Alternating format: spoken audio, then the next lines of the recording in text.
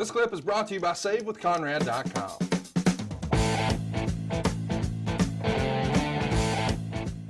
Let's talk about the next match.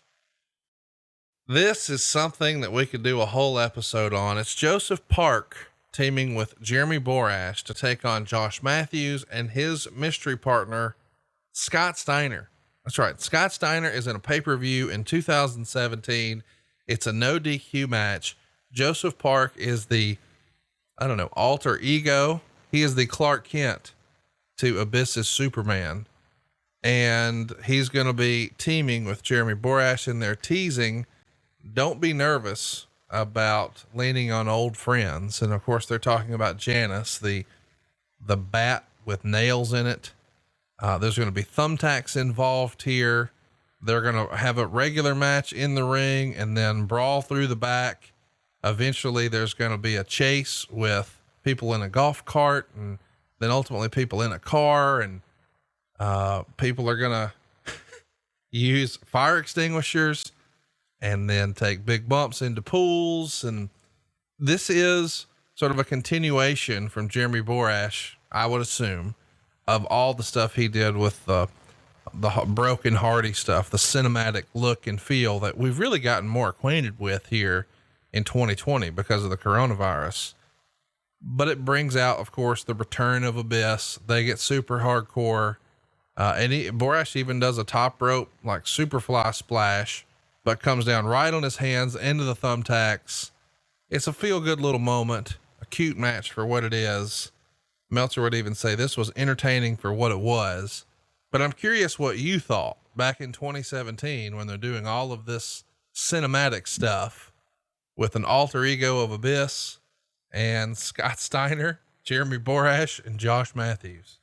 Well, first of all, I like Joe Park so much more than I like Abyss. Can't even begin. Inside joke, folks. Abyss gets it. So does Joe Park. Chris Park may not get it, but Joe and Abyss do. I thought it was fun. I mean, it was a Gaga story that needed a Gaga ending.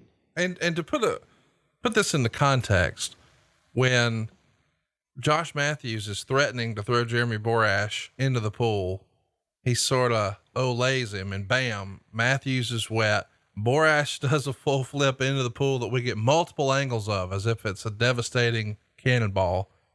But with a little help from his friend who just happens to live in the pool, Shark Boy. Yes, Shark Boy is in the pool and bites Josh Matthews in the ass and even makes his way to the ring later. This is good, but silly fun. And I just, I can't wait to hear your take on this, because I feel like if this happened on a show you weren't on, you would shit all over it. But because it was a show you were on, you're going to dig your heels in a little bit. No, it was Gaga. It was haha and it was Gaga, but it was fun haha and Gaga. That I don't think anyone ever looked at this and said, okay, this is going to be serious. So to that, it lived up to exactly what it was. It was Gaga, and by God, it was fun. That's pretty much just what it was. It was Gaga, but I agree it was fun. I was excited to see Abyss back and James Mitchell and some of the silliness. I'm curious. Everybody has a crazy Scott Steiner story. Was there a crazy Scott Steiner story during your TNA run in 2017? Thank God, I didn't have a lot of interaction with Scott during his last TNA run.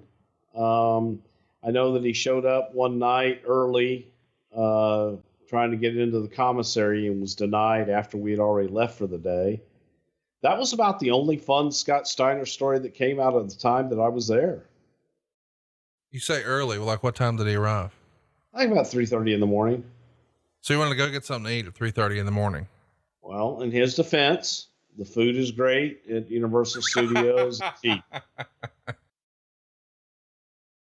Next up, we've got Sienna. She's going to beat Rosemary to unify the GFW and Impact Knockout titles. They go 10 minutes and 32 seconds. Gail Kim is going to come out before the match. It's nice that they're sort of paying homage to Gail Kim. Very, very talented performer.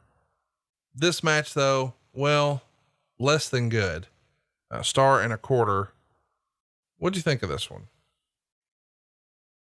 I thought it was there. Not a fan, and I loved the Rosemary character with Crazy Steve and Abyss and all that. I truly loved the Rosemary character. However, Sienna, I didn't get. I thought that she took herself a little bit too seriously for whatever reason. So it just, to me, it was a mix of styles and not a good mix of styles. We also see a run in here from Laurel Van Ness, who we now know as Chelsea Green, but you were real high on her character where she had the crazy bride look, the jilted bride. What can you tell us about? Yeah, because you believed it with her. There were moments in dealing with her where you're looking at her going, holy shit, she is nuts. She's crazy. And I just thought that she pulled that off really, really well and was a lot of fun to work with. Hey, it's Conrad Thompson. Thanks for checking out the podcast here on YouTube. Be sure to hit the subscribe button and the notifications bell so you get a notice anytime we upload some new content. And go save yourself some money right now. If you're in a 30-year loan or you have credit card debt, it's not a matter of if I can save you money. It's a matter of how much. Find out right now for free at SaveWithConrad.com.